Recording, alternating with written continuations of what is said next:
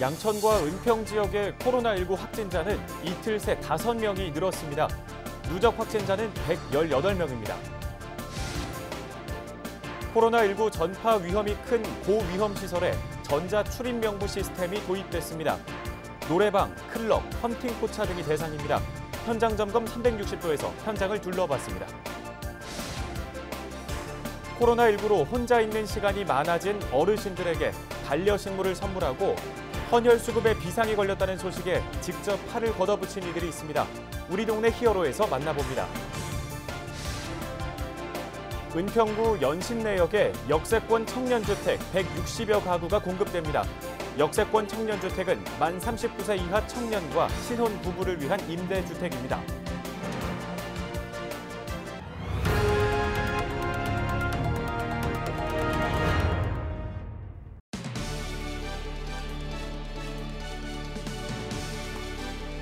여러분 안녕하십니까? 헬로티비 뉴스 시작합니다. 첫 소식으로 우리 지역 코로나19 관련 소식부터 전해드립니다. 양천구와 은평구에서 코로나19 확진자 5명이 추가로 발생했습니다. 양천구는 19일 신월 7동에 사는 40대 남성이 코로나19 확진 판정을 받았다고 밝혔습니다. 양천 40번과 49번 확진자의 동거인입니다. 신정 7동의 60대 여성과 신정 3동 40대 남성도 18일 코로나19 최종 검사 결과 양성 판정을 받았습니다. 확진자들의 감염 경로는 조사 중입니다. 한편 은평구에서는 응암 2동 60대 여성과 신사 1동 50대 여성이 코로나19에 감염됐습니다. 신사 1동 환자는 SJ투자 콜센터 확진자의 접촉자이며 응암 2동 환자는 감염 경로는 조사하고 있습니다. 코로나19 수도권 감염 사례가 줄어들지 않고 있어서 우려가 큽니다. 정부는 노래방과 주점 등 고위험 다중시설에 대한 전자출입 명부 시스템을 도입해 관리하고 있는데요. 시행 일주일이 지난 지금 안정적으로 정착이 됐을지 현장 점검 360도에서 점검합니다. 이정아 기자입니다. 인천의 한 번화가. 지난달 행정명령으로 영업을 중단했던 유흥시설이 대부분 다시 문을 열었습니다. 지난 10일부터 시작된 QR코드 전자출입명부 시스템이 고위험 시설 가운데 하나인 주점 등 유흥시설에서는 얼마나 잘 지켜지고 있을지 돌아봤습니다. 젊은이들에게 입소문을 탄 이른바 헌팅 포차 등은 QR코드 입장 시스템을 운영 중입니다. 활용도를 높인 업소의 경우 반응도 긍정적입니다. 처음에는 좀 어려웠는데 시간이 지날수록 적응이 되고 하니까 괜찮은데 나이 드신 분들은 좀 귀찮아하더라고요. 그냥 가신 분들도 있고 전에는 이제 썼을 때는 거짓말을 많이 쓰고 가짜를 많이 쓰고 그랬을 때 했을 때하고 지금은 QR코드를 하니까 더 정확하게 하는 것 같고. 반면에 일부 업소는 아직 QR코드 인식 기기조차 설치하지 않았습니다. 설치를 안 하시고 개인 종업원의 이 휴대전화로 하시는 거예요? 제도 시행 일주일이 지났지만 아예 전자출입명부 자체를 모르는 경우도 여전히 있습니다. 그런 얘기는 못 들어봤네요. 아예 활용을 안 하시는 거예요? 네, 저 잘 모르겠어요. 뭘 입장하는 거예요? 한때 코로나19 집단 감염이 잇따라 발생했던 시설인 노래방은 특히 더 긴장한 모습입니다. 손님들이 노래방에 들어서자마자 QR코드를 생성하고 기기에 인식을 마칩니다. 좀 어떤 말씀들을 많이 하시던가요? 그냥 거부감 없이 편하게 해주시고 뭐 어렵다고 하시는 분들은 도와드리고 하니까 괜찮으신 것 같아요. 오히려 적는 것보다 더 편하게 하시는 것 같아요. 정부는 또 최근 수도권 학원과 PC방에도 QR코드 시스템 설치를 의무화하는 조치를 내렸습니다. 인천과 부천 지역 학원시설 10여 곳을 점검한 결과 현재 QR코드로 출입을 통제하는 학원은 단 한 곳뿐입니다. 하지만 불특정 다수가 모이는 유흥업소와는 성격이 달라 QR 시스템의 실효성에 의문을 제기하는 목소리도 있습니다. 학생들도 일부 불편함을 느끼고 학원 같은 경우에는 이제 학원에 등록이 돼서 그 등록 인원들이 실질적으로 다 있기 때문에 실질적으로 이 찍는다고 해서 뭐 이게 큰 도움이 되거나 그런 부분은 없는 것 같습니다. 주로 학생들이 출입하는 PC방도 크게 다르지 않습니다. QR코드 설치하셔갖고 입장객 받고 계세요? 저희요? 네. 저도 잘 모르고 사장님한테 여쭤봐야 되는데. QR코드로 찍고 이 손님들 입장하게 하는 거 설치가 있나요? 아직 안 하셨어요? 해야 되는 거는 알고 계세요, 혹시? QR코드 전자출입 시스템의 설치와 운영은 현장에서 저마다 제각각인 상황. 계도 기간이 끝나는 다음 달 1일부터 고위험 다중시설의 관리가 부실할 경우 300만 원 이하 벌금이나 집합금지 명령 등의 조치가 내려질 예정입니다. 헬로티비 뉴스 이정아입니다. 다음 소식입니다. 서울시립대 은평 캠퍼스 건립에 대한 주민들의 기대가 크죠. 현재 사업은 어디까지 진행된 상황이고 지역 주민들의 의견은 어떤 식으로 전달되고 있는지 궁금한데요. 강병원 의원이 최근 서울시립대 총장을 만나 은평 캠퍼스 추진 계획과 관련한 얘기를 나눴습니다. 어떤 내용인지 직접 들어봅니다. 의원님 안녕하세요. 예, 안녕하세요. 국회의원 강병원입니다. 반갑습니다. 네, 시립대 은평 캠퍼스 예정대로 진행이 된다면 개교까지는 지금 5년 정도 남았습니다. 현재 어디까지 추진이 됐고 또 예산이나 일정 등의 부분에서 애로사항은 없는지 궁금합니다. 예, 그 시립대 은평 캠퍼스가 25년에 개교하기로 했잖아요.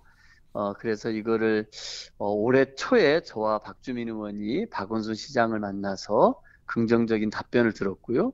아마 1월 20일이었죠. 서울시에서 공식적으로 옛날 보건원 자리에 서울시립대 은평 캠퍼스를 유치하겠다고 확정 발표를 했었습니다. 예. 이 사업이 잘 되고 있는지 점검하기 위해서 지난주 11일에 서울시립대학교 서순탁 총장을 만났습니다. 만났더니 지금 막 용역들을 하고 있고요.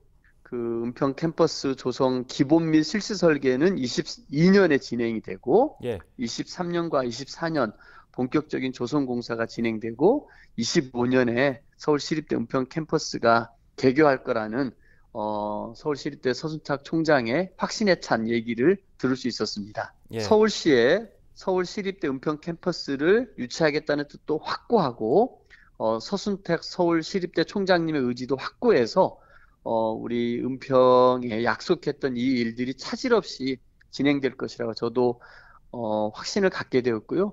그만큼 우리 주민들의 바람이 서울시와 서울시립대에 온전히 전달된 것이 아닌가 이렇게 생각하고 있습니다. 네. 조금 전에 말씀하신 이 서울시립대 총장과 만난 자리에서 의원님께서 은평 캠퍼스 발전을 위한 주민 의견 등 몇 가지 주문 사항을 전달하셨다고 들었어요. 어떤 내용인가요? 일단은 그 서울시립대 총장을 만나면서 느꼈던 것은요.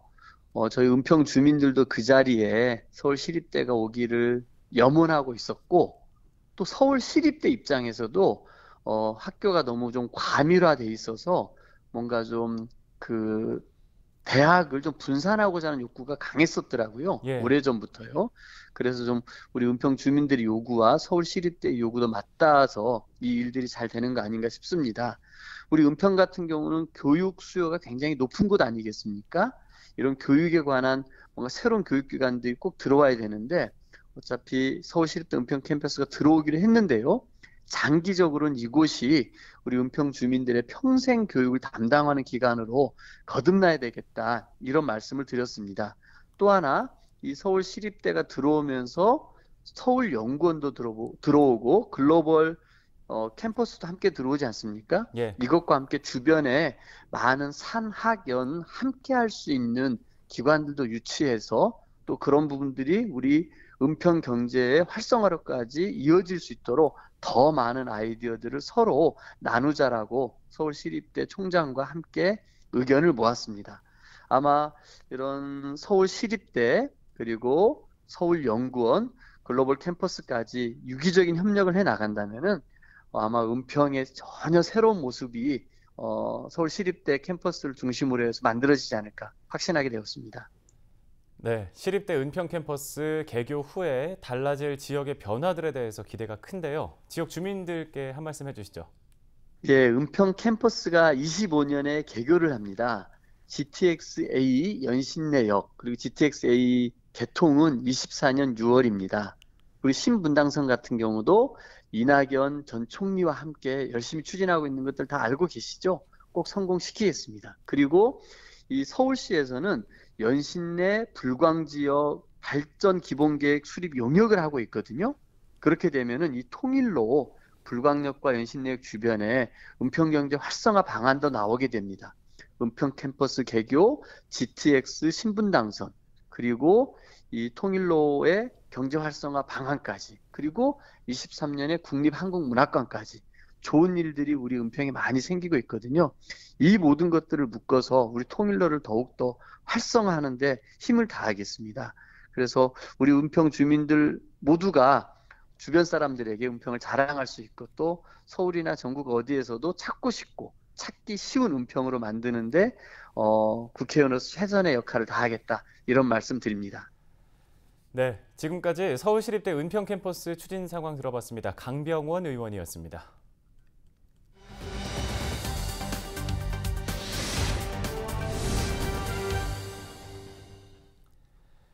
우리 지역의 숨은 영웅들을 만나보는 우리 동네 히어로 시간입니다.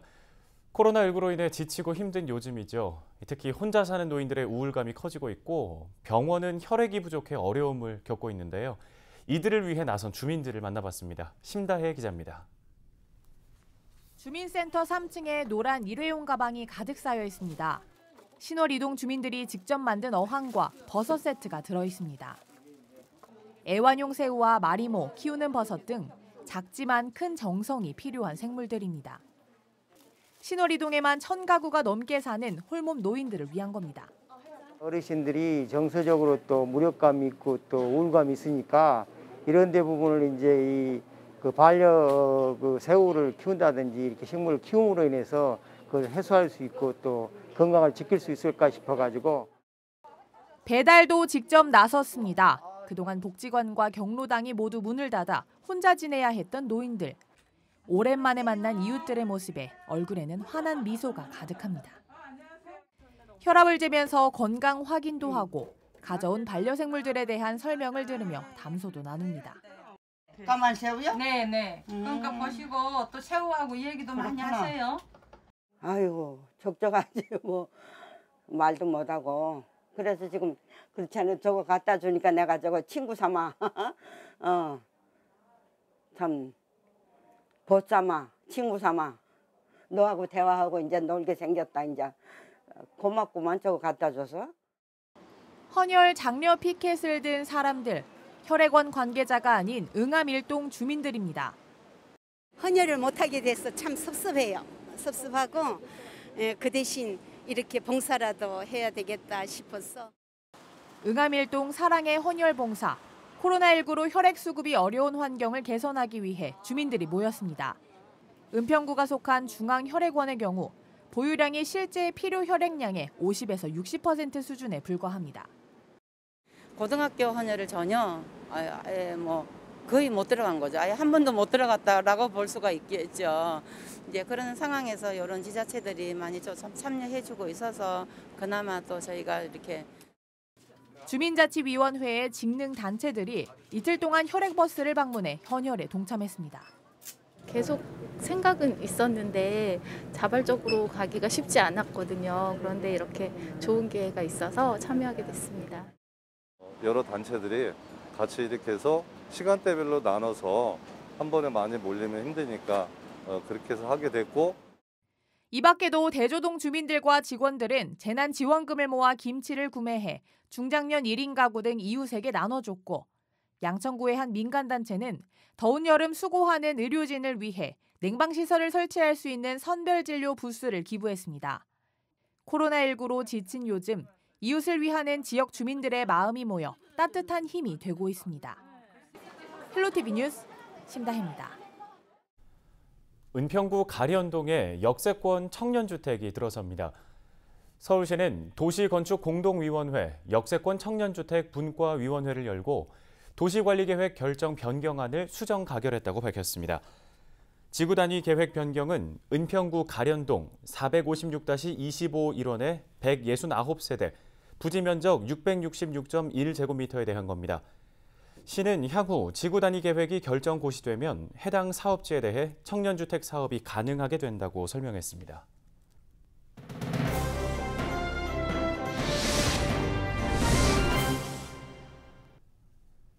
얼마 전 항공기 소음 피해 지역 주민들과의 소통 없이 김포공항 국제선이 일방적으로 증편됐다는 소식 전해드렸죠. 이에 양천구의회 미래통합당 소속 의원들이 증편 반대 성명을 발표했는데요. 의원 발언대에서 관련 내용 자세히 살펴보겠습니다. 조진호 양천구 의원 전화로 만나봅니다. 의원님 안녕하세요. 네, 안녕하세요. 반갑습니다. 네, 김포공항 국제선 증편 반대 성명 발표하셨는데 어떤 내용입니까? 근본 성명서는 지난 5월 15일 국토교통부와 한국공항공사에서 발표를 한 김포공항 국제노선 증설 문제의 심각성에 대해서 양천구의 미래통합당 소속 의원 모두가 반대 의견을 낸 것이고요.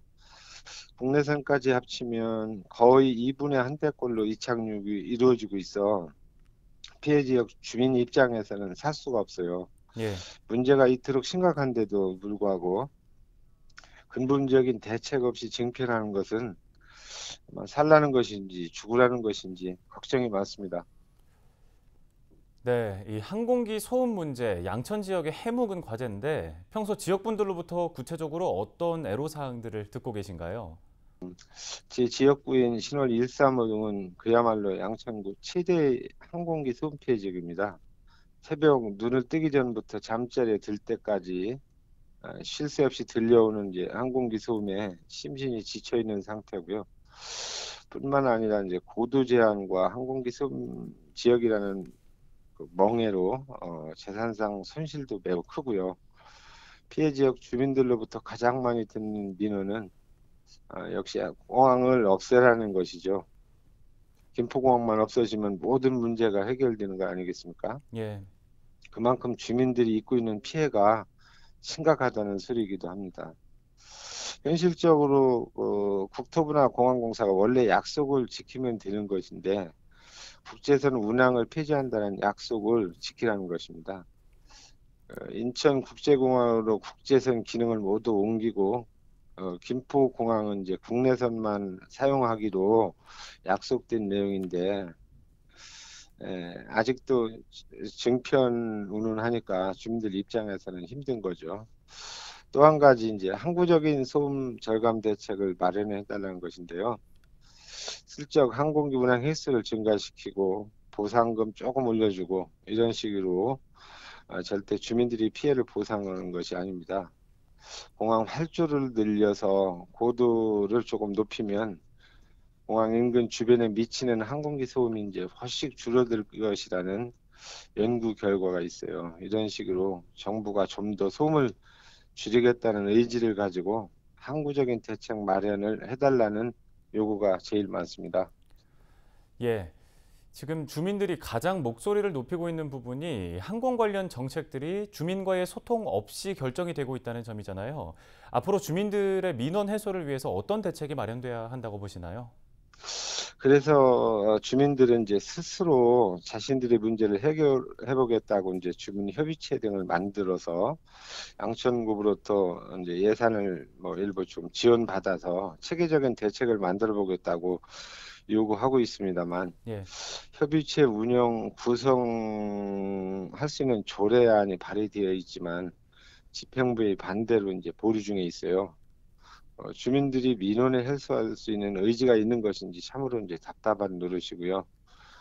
피해가 계속되고 있는 상황에서 보상을 하는 것은 국가의 당연한 의무고요. 보상에 앞서 근본적인 항공기 소음을 없애야 하는데 근본 문제 해결할 의지가 국토부에도 공항공사에도 심지어는 양천구에도 있는 것인지 주민 입장에서는 매우 답답한 심정입니다. 주민과의 제대로 된 소통을 통해서 양천구와 주민들이 한 목소리를 내는 것이 중요하다고 생각하고요. 앞으로 저는 피해 지역 주민을 대표해서 보다 적극적으로 주민의 의견을 관철시키는데 앞장설 것을 약속드립니다. 네, 잘 들었습니다. 지금까지 양천 지역의 항공기 소음 문제 짚어봤습니다. 조진호 양천구 의원이었습니다. 오늘 헬로티비 뉴스 저희가 준비한 소식은 여기까지입니다. 저희는 언제나 지역 주민 여러분 곁에 있겠습니다. 함께해 주신 여러분 고맙습니다.